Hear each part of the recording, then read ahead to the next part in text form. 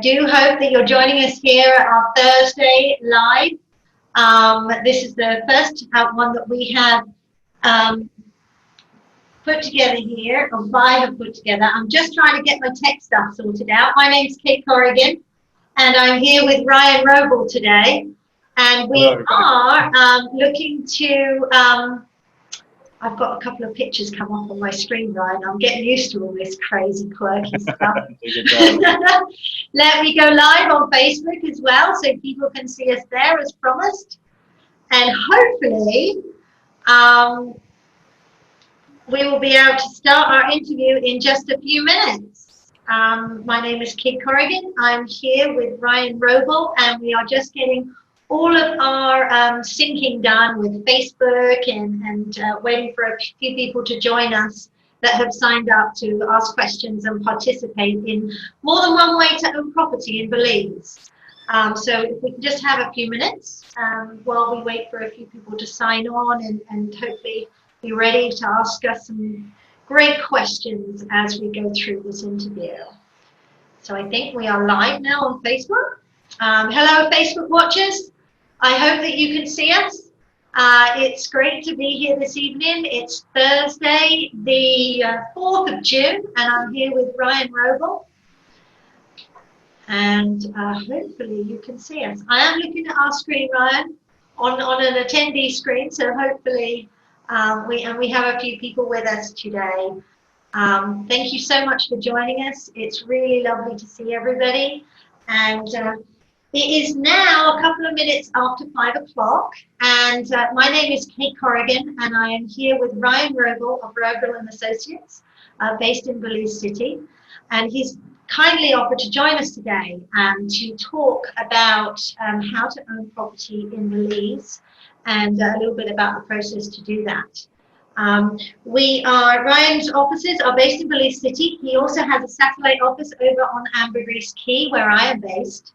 And he's licensed both here in New York in the US, Jamaica, and in Belize, and has been here for 15 years. Ryan, tell us a little bit about that. Tell us how you arrived here and what keeps you here. Sure. Thank you for that introduction, Kate, and it's a pleasure to be with you this evening. I was introduced to Belize in the early 90s by some friends, some university friends in New York. They brought me here for some holidays several times, and I just really fell in love with the country. It's a great country, beautiful people, beautiful culture, and beautiful surroundings and scenery. During my legal education, I took a keen interest in international law, and I was able to engage in a study abroad program at the University of West Indies in Barbados. And that really opened my eyes to a career in the Caribbean, in the English-speaking Caribbean. After that time in Barbados, I decided that once I completed my legal education, that I was going to relocate to Belize, and that was back in 2005.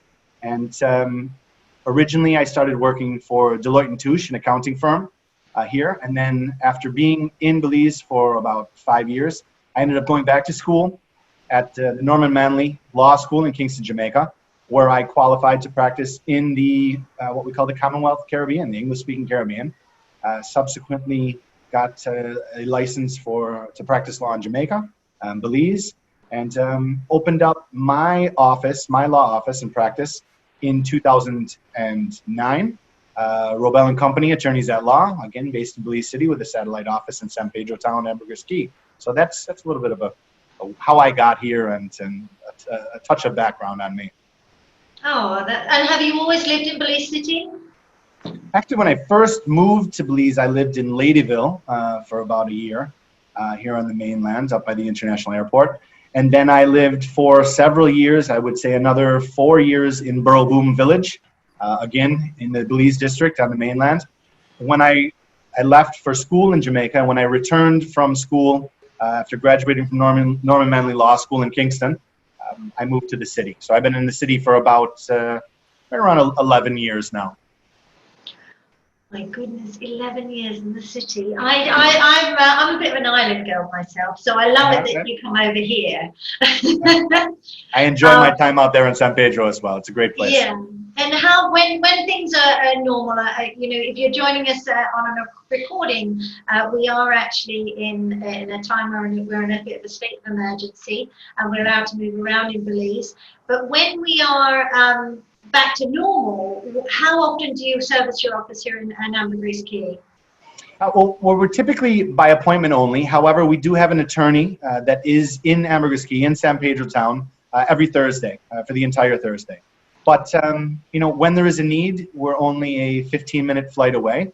And so, again, we're by appointment. If someone would like to meet with us and they can't make it to the city, we can come out and meet with them. But as I said, we have regular Thursday hours in San Pedro. Ah, yeah, I know that some people come over for power of attorney services as well. I know that you offer some nice. It's nice to be able to sit with somebody face to face sometimes. Although we are getting very much used to this technical digital world now. I think everybody's doing everything online, aren't they? So Yes. moving to the topic for today, and there is so much about purchasing property in Belize, but one of the biggest questions I have is, can I own property and what does that look like? And we discussed earlier, and you know, I hope you can elaborate on that, is that there are three types of ways to own a property and register it in your name. So here, can you tell us a little bit about that? You're the expert, I'm just going to fumble it. Sure. Absolutely. That's correct, Kate. There are three different forms of land titles in Belize. And really the type of land title depends on the location of the property or the subject property. So rural land, or land that's outside of a municipality, outside of a city, town, or a very developed key or island, is held by way of a deed of conveyance. This was a traditional land holding system under English common law. It's good title. It is just a bit different. It is the oldest form of title that we have here in Belize. Moving to the second form of title, it's called a FCT or TCT, so a first certificate of title or a transfer certificate of title. This is also used for rural lands, typically what we would call undeclared lands that haven't been moved into the third land system. The difference between a deed of conveyance and a first certificate of title, or FCT, TCT, transfer certificate of title, is you actually get a document, they call it the mirror principle with a FCT, TCT. So there's two mirror images, two title documents, one held by the land registry, one held by the landowner.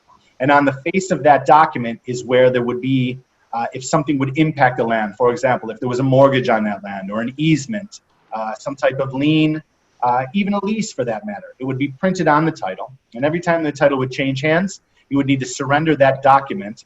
And again, it's relatively easy to determine whether or not there's any clouds on that title. Again, most typically a mortgage. The third form of title falls under the Registered Land System and the Registered Land Act. The title itself is called a land certificate. Very similar to a title certificate for a motor vehicle in many countries around the world, where the owner's name is listed. If the owner wanted to sell that property, you would have to surrender that original land certificate to the land registry. The land registry processes the title transfer and issues a new certificate with the new owner's name on there. That is a form of title that you would find certainly where you are, Kate, in San Pedro town. In fact, the majority of Ambergris Caye, as well as Caye Chapel, Caye Caulker, and St. George's Caye.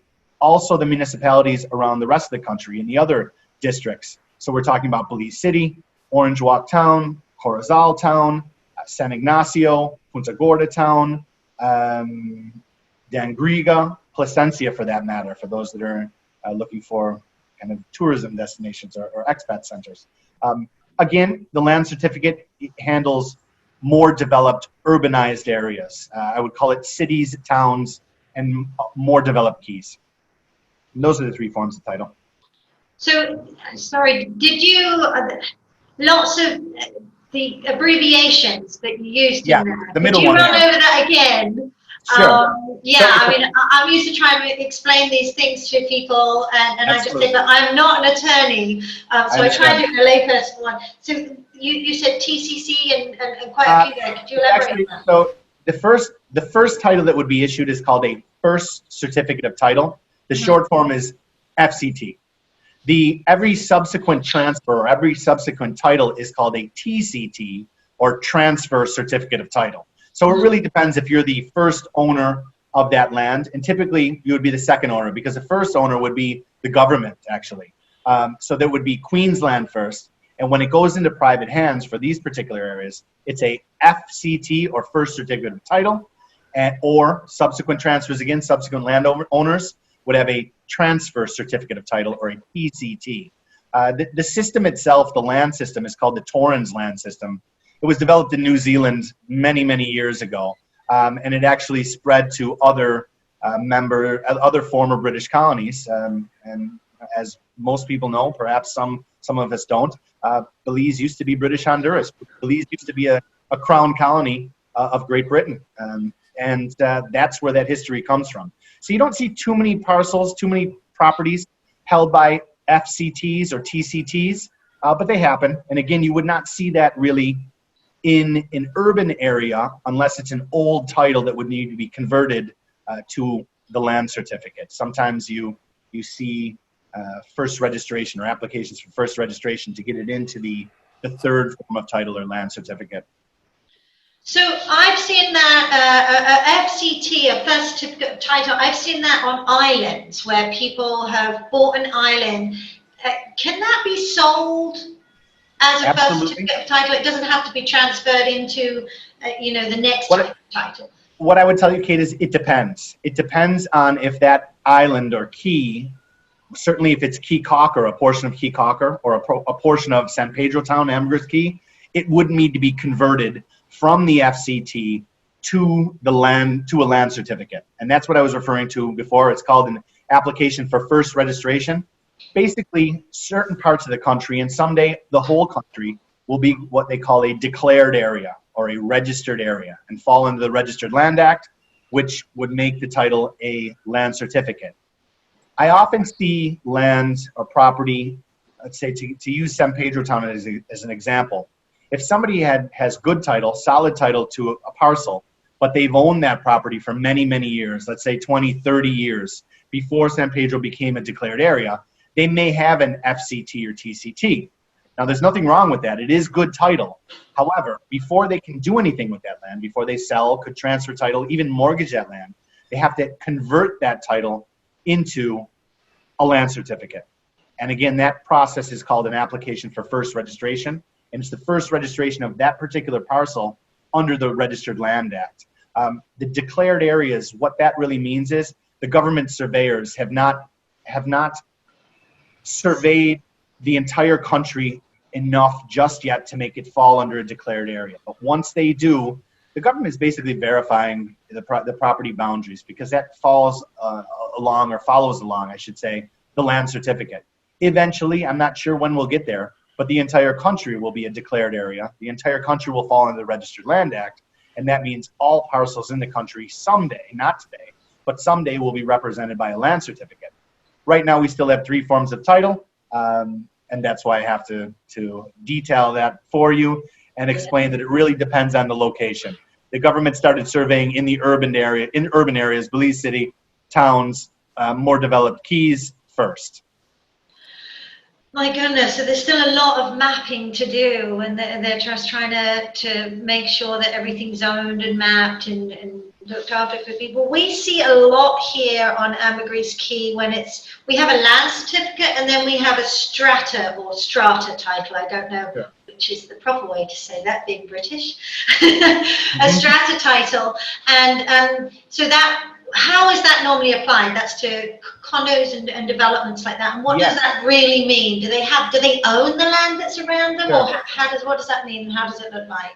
Well, a strata title, the easiest way to think about a strata title is a condominium. It is good, solid title for a condominium unit. Some jurisdictions call those stratas.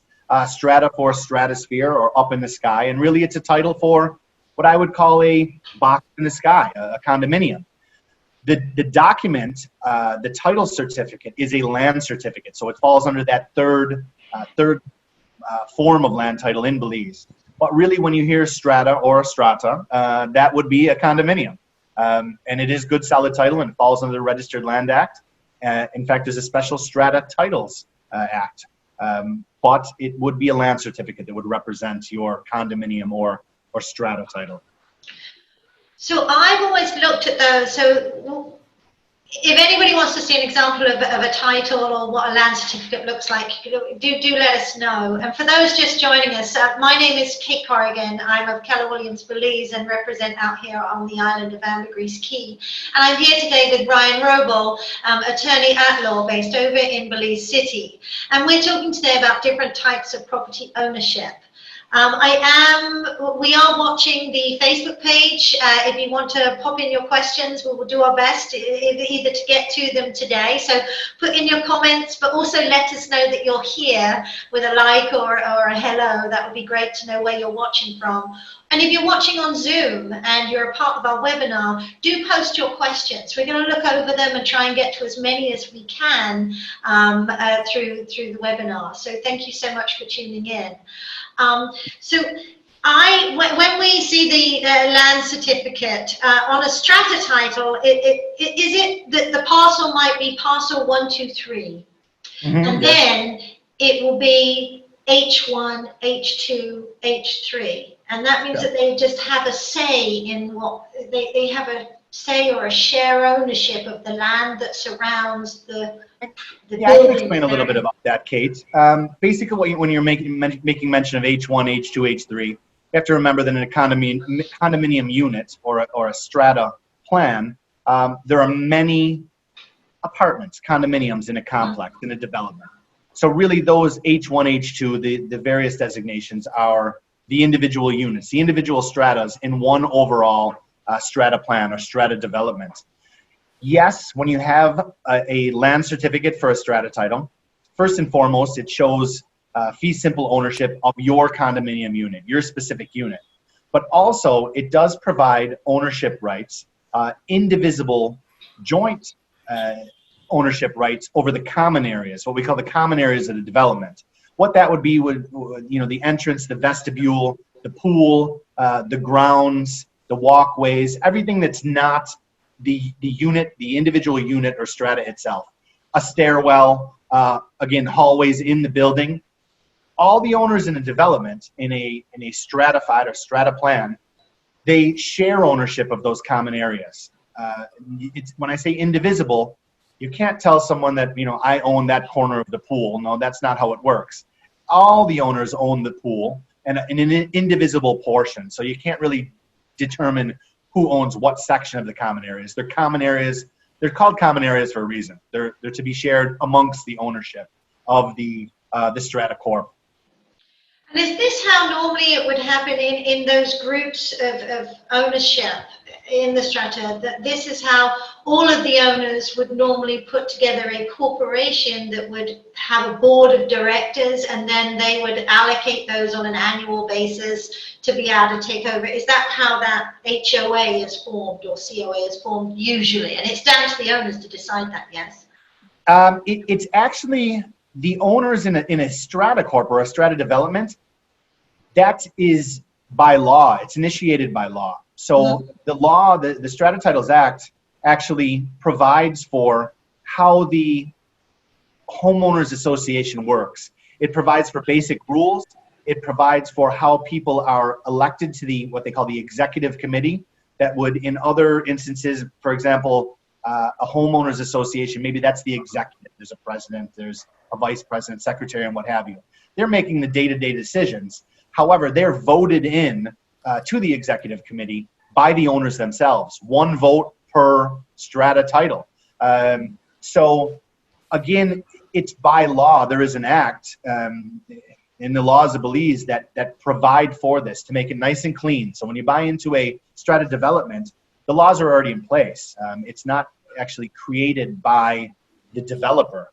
In fact, the developer's hands are tied to a certain degree to follow what's set out in that Strata Titles Act.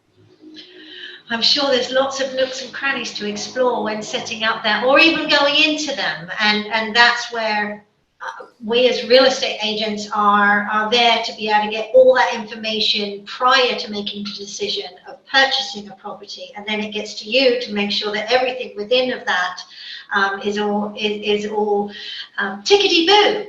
A very English phrase. A big question that I always have: can a foreigner own property in Belize? Mm-hmm. The easy answer to that is absolutely yeah, for sure. You know, a lot of countries around us, a lot of our neighbors, including Mexico, sometimes foreigners cannot own fee simple title to land. That is not the case in Belize. A non-resident, non-citizen can absolutely own land in Belize, have free and clear fee simple title. There are no necessary permits, no type of special license for foreigners to own land. The government of Belize has attracted foreign investment with open arms, no restrictions whatsoever. So once again, the answer to your question, can a foreigner own land in Belize? Absolutely yes, Kate. That's really great news to know that you can only outright without being in partnership or in a trust, as in some countries you have to have a 99-year rigid trust, and I can't get into those, I don't understand them, but there are types of land that I do understand that being a born Belizean, a naturalized Belizean, that when you are born here, that you are given the opportunity to apply for a piece of land. And I have found that when I first got into real estate, I would see what's called the deed of conveyance. That can't be purchased. No government land or deed of conveyance can that be purchased by a foreigner if it's not in a title yet. I think what you're referring to here, Kate, would be lease land, or what we would call, what was originally Crown land or Queen's land, was owned by government.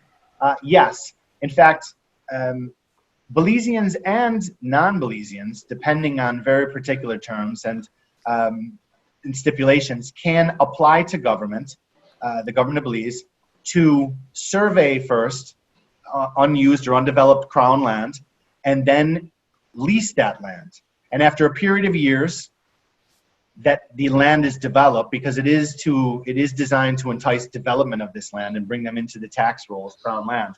After a period of years and after a certain degree of development, the lessee can apply to government to purchase that land. If they get approval to purchase that land, they are issued a fourth form of title. I mentioned 3 earlier, but this is a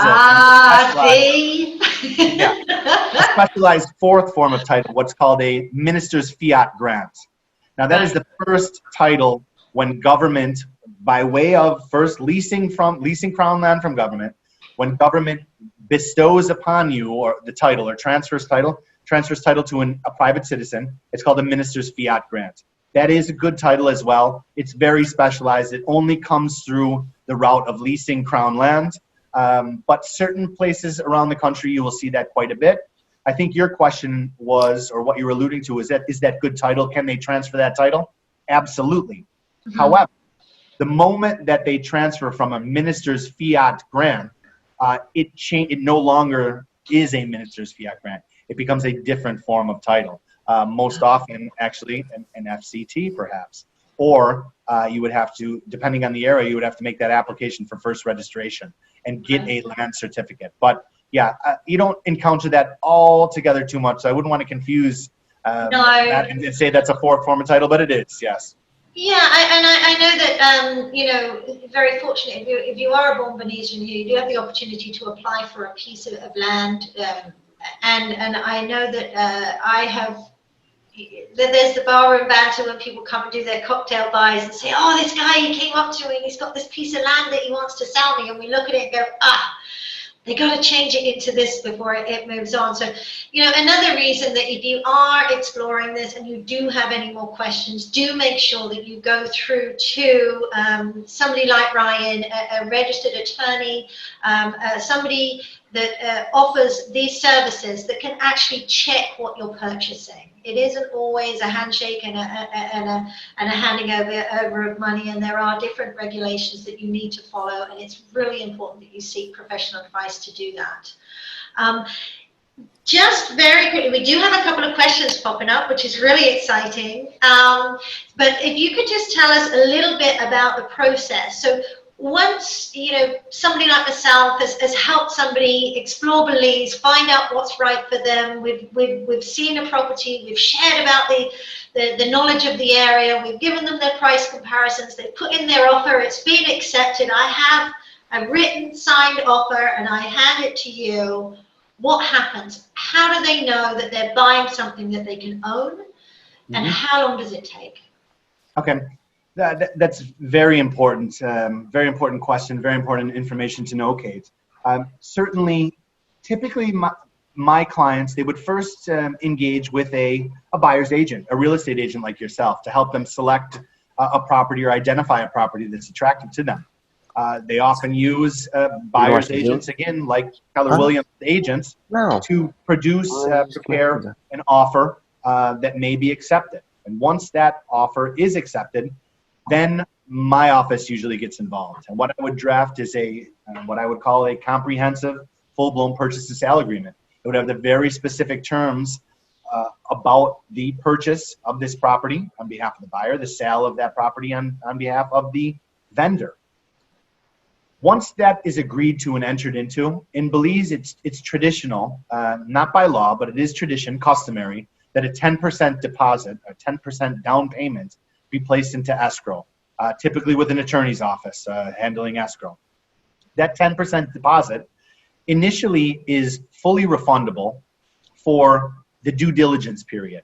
And so the contracts that I draft, the due diligence period is typically 30 days. That's 30 days that gives my office the opportunity to investigate the title and what I call a comprehensive title search. Again, during the time that I am conducting my due diligence on the property on behalf of the buyer, those funds, that 10%, is fully refundable.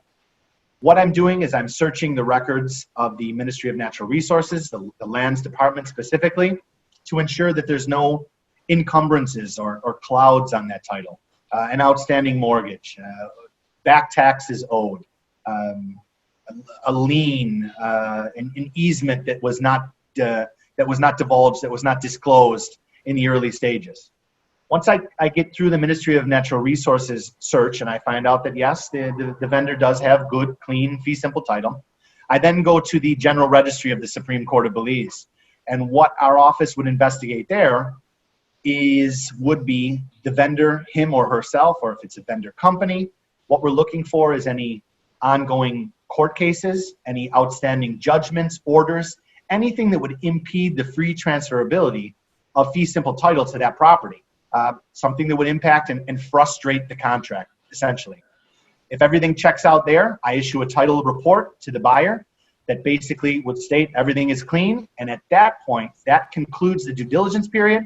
It could happen earlier than 30 days, but at the conclusion of that due diligence period, that 10% deposit now becomes non-refundable.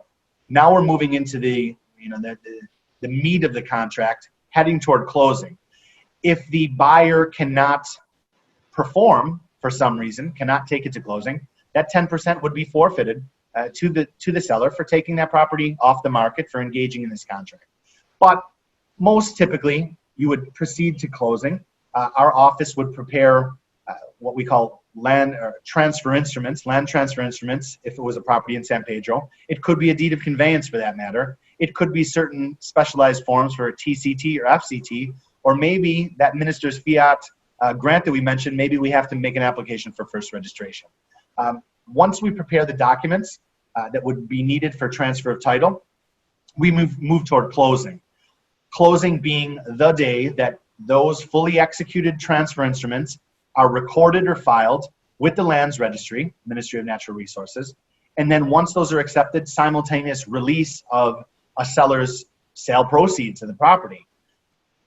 After that, we are updating tax records on behalf of the owner, and to use a San Pedro and a land certificate title example, right now it's taking about 9 months or so for a new certificate for the transfer to be processed, for a new certificate to be issued in the name of the new owner. Now that doesn't mean that the new owner does not have legal rights to that property. And in fact, I would tell you at closing, when those transfer instruments are filed, the ownership changes at that point.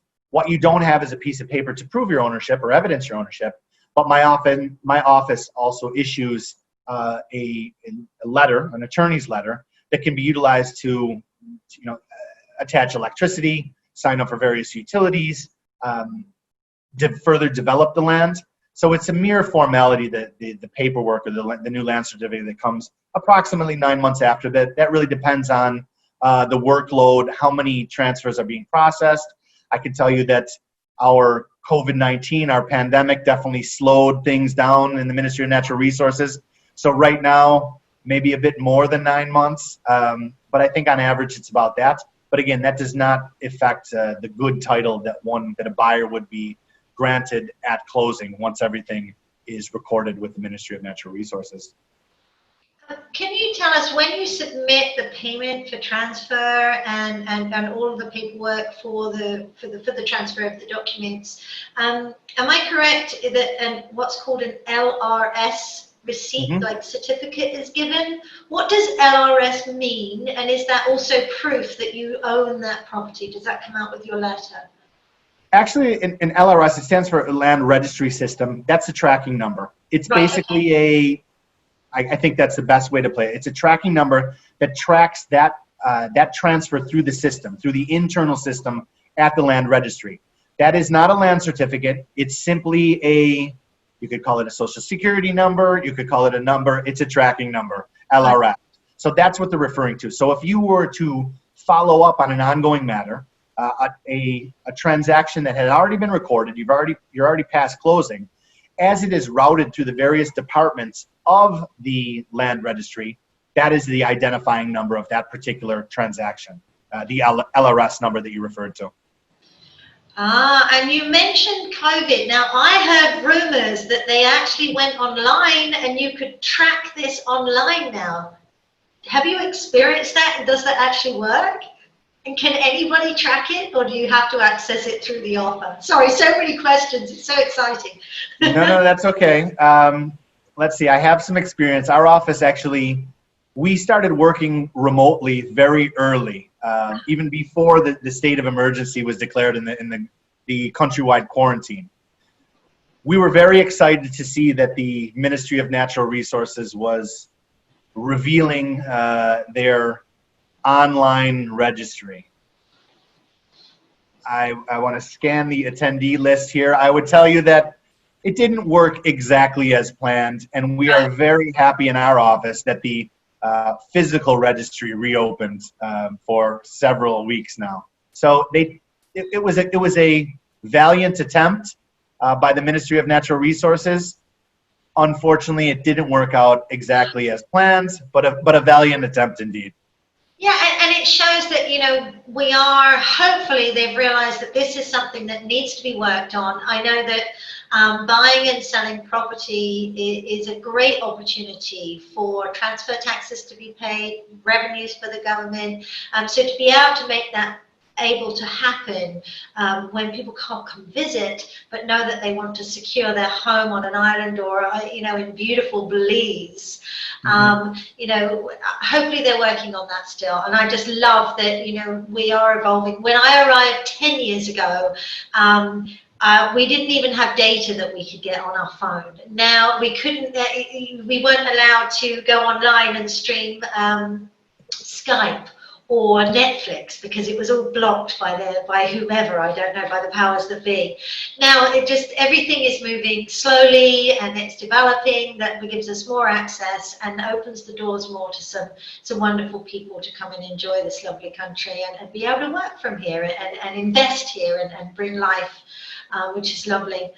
I have a couple questions. I'm super excited. So if anybody else is online or watching live on Facebook, my name is Kate Corrigan. I'm with Keller Belize, and I'm here today interviewing Ryan Roble of, is it Roble and Associates? It's actually Roble and Company Attorneys at Law. But close enough, Kate. That worked. You got abbreviations. Yeah. We're all in this digital age where we're doing TTLs and all of these things on our phones right now. So we have a question from a gentleman, Stephen Potts. Hi, Stephen. How are you? Thank you so much for tuning in. And it says here, you are familiar with Carmeletta Gardens. How would those properties be titled? Can you tell us where Carmeletta's Gardens is and Sure. I'm familiar with Carmelita Gardens. It's actually in the Cayo district out west in western Belize. Carmelita Gardens is titled by way of deeds of conveyance. Again, Carmelita Gardens is located in a rural area. It's not in it's not in an urbanized area. It's not in San Ignacio town, which is probably the closest urbanized area to Carmelita Gardens. And again, the form of title you would hold there would be a deed of conveyance, a solid title, just different because of the location of that particular development. Aha, so it's different in all these different areas. Another one, a gentleman, Randall, nice to see you. Thank you so much for putting in your questions. I love to see them. A foreigner buying land under RLA, what is the best way to buy? LLC, IBC, Chapter 250 business or other? That's one question. Do you want me to read the other one? I can see that, Kate. I can answer that one, not a problem. Yeah. Hi, Randall. Thanks for your question. A foreigner buying land under the Registered Land Act, what is the best way to buy? And Randall's mentioning an LLC, an IBC, Chapter 250 local Belizean company. These are all different corporate designations, different styles or different types of companies. You know, the best way to buy, it really depends on your specific circumstances. It depends on your intended use for the land. It depends on how many owners there are for that land. Is it you alone? Are there multiple people that are investing in that property? It's not, that question is very difficult to answer, but I would invite you to contact the office and we can have a consultation. I can certainly learn more about your particular goals, Randall, and advise you accordingly. There is a second part of your question that I see here that says also, if a foreigner has an existing LLC, a limited liability company, in another country, outside of Belize, of course, can they use this company in Belize to buy a business or real estate? I would tell you, Randall, the answer is yes, absolutely. You can, what we call here in Belize, you can register that overseas company, a company that was formed outside of Belize. You can register that overseas company as an overseas company conducting business in Belize. It's something that our office can help out with. We do it quite a bit. It is a process that involves the company's registry in Belmopan, our capital city. Once that registration, once your foreign LLC has been registered, it's granted all rights as well as responsibilities as if it was a local Belizean company. One of those rights is the right to possess, own real property, real estate here in Belize. So the answer to your question, Randall, absolutely you can use a foreign company once it's registered here in Belize to either buy a business or own real estate. Effectively, it would be considered a branch of, a Belizean branch of your foreign company. It really is dependent on what your needs are, isn't it? And what your asset, your portfolio looks like and how that's and everything has to be reported and done according to the laws of the country that you reside and what they tell you have to do too. We have, Ginny is asking, raising a hand to ask a question. I'm going to try this aloud to talk, Ginny. Let's see, hopefully you're still there. Hi, Ginny, how are you? I'm going to see if I can unmute you, maybe. Do you want to unmute? I think that Ginny's microphone may be muted. Yeah, I don't know whether, maybe you'd like to... Are you talking to Virginia or Jenny? Virginia, yes, sorry, yes. Hi, Virginia, how are you? I'm good. How are you doing, Ryan?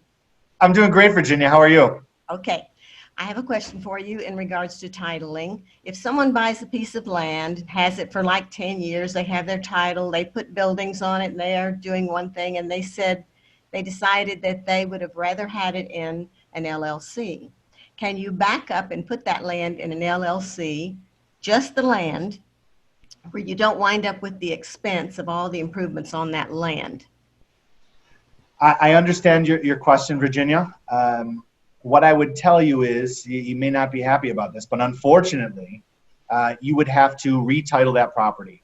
And the government of Belize would treat it as a brand new title transfer, even if the owner's name was the same. And I know you're talking about putting it in the name of a company or an LLC. The major impact there would be the stamp duty, as I know that you're aware of. Sure. In Belize, the stamp duty is the tax, effectively a transfer tax. If you are a non-Belizean or a non-CARICOM national, it's 8% of the consideration offered in the contract, basically the contract price, or the market value. Whichever number, dollar amount is higher, you'd be charged 8%. And unfortunately, Virginia, in that circumstance, the market value of the property would incorporate or take into account the improvements on that property, the buildings. So you would be faced with what could be a substantial transfer tax or stamp duty assessment if you change the name on that title. Okay, interesting. And I would, since I'm a Belize citizen, it would be the 8%? No, if you are a citizen of Belize or a citizen of one of our sister CARICOM countries, effectively English-speaking Caribbean nations, you pay 5%, a reduced stamp duty rate, 5%, rather than the non-national rate of 8%. Okay, thank you. You're welcome. Thank you for the question. Thank you for your question. Sure.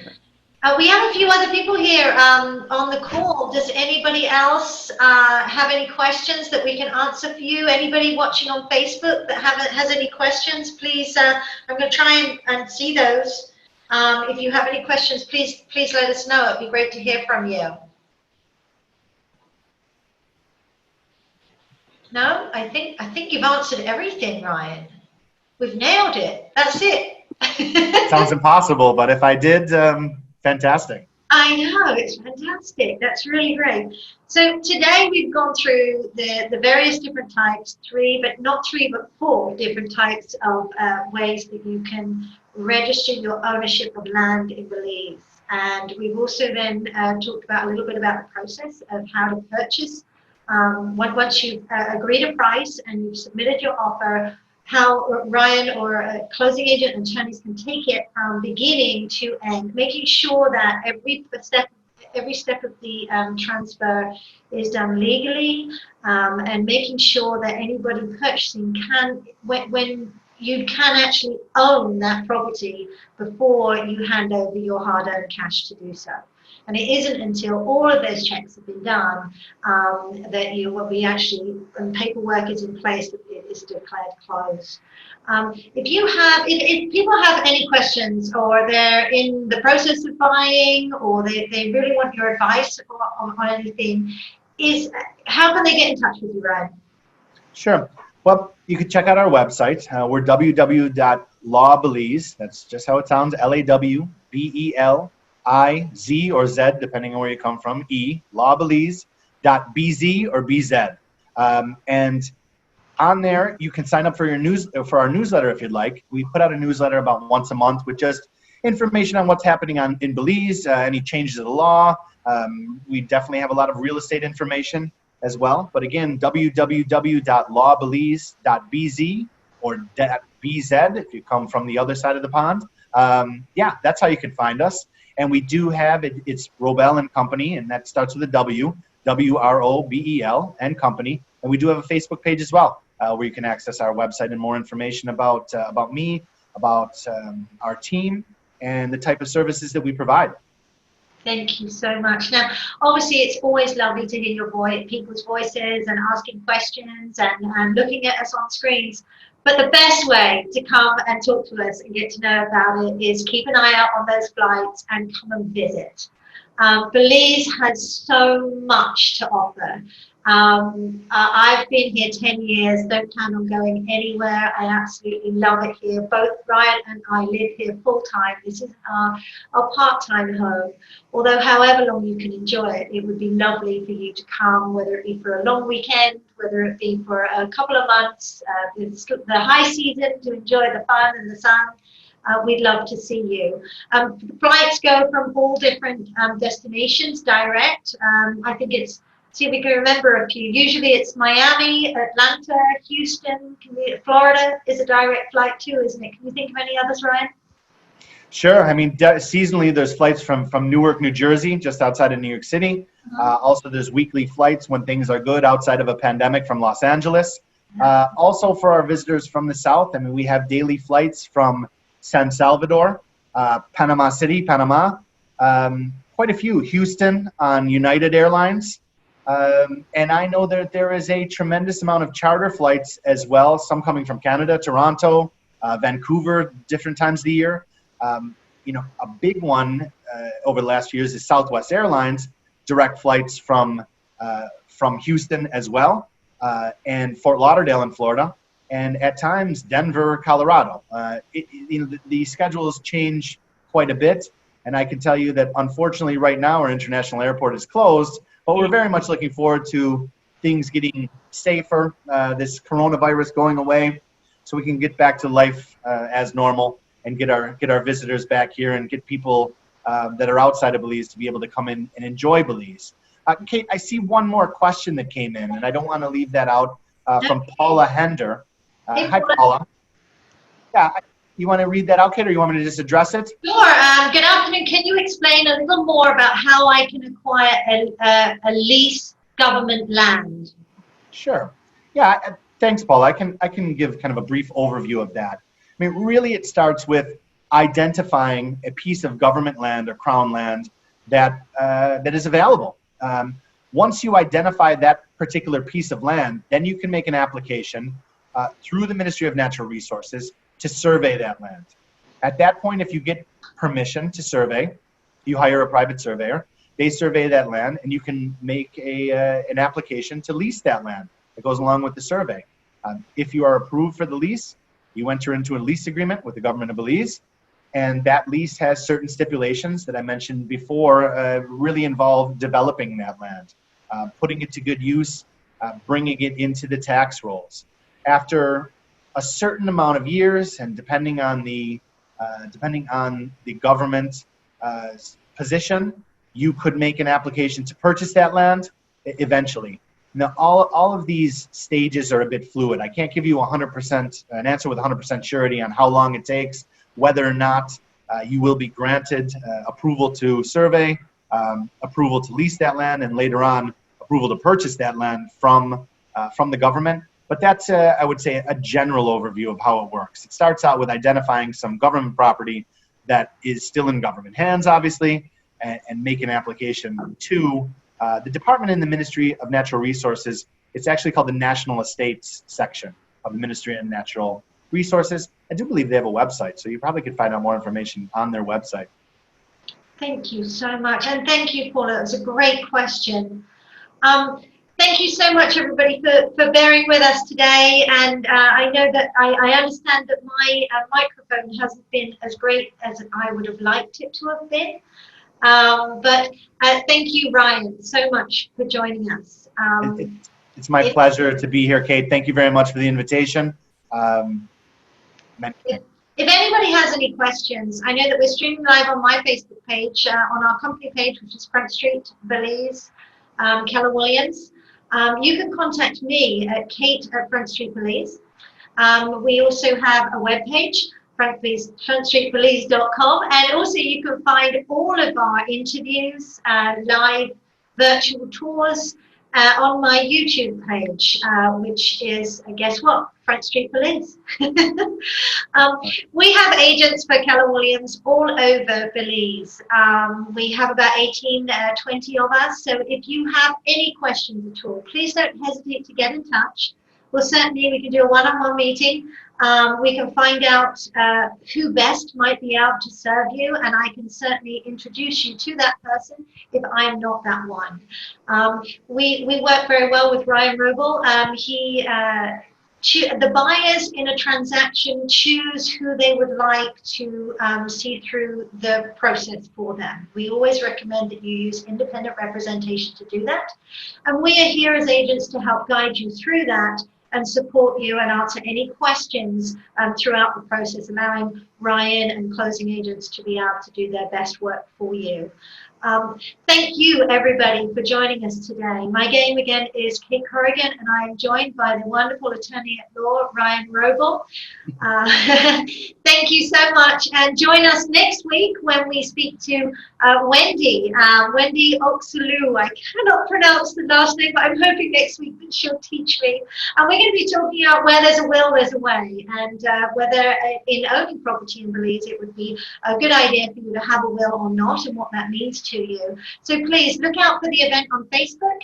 Be in touch with me and check out the events page on my website to find out what's going on and where I'll be. Thank you again, Ryan, and have a great rest of the week, and see you soon. You too. Thanks, Kate. Thanks for the invite. Thanks, everybody, for taking part. Have a great evening. Bye-bye.